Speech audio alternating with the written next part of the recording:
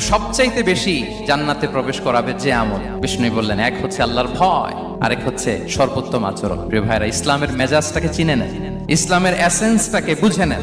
আমরা ভালো আচরণকে গুরুত্ব দিতে চাই না।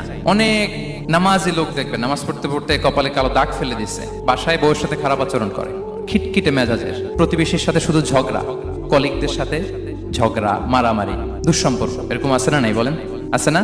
কিন্তু নামাজি, অনেক বড় হাজি, একদিনও কোরআন তেলাওয়াত মিস হয় না।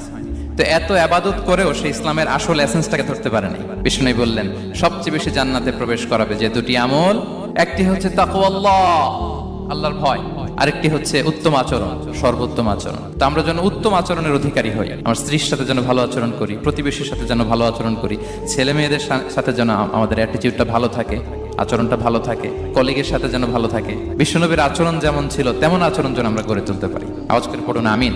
সুনানে আবু দাউদের এক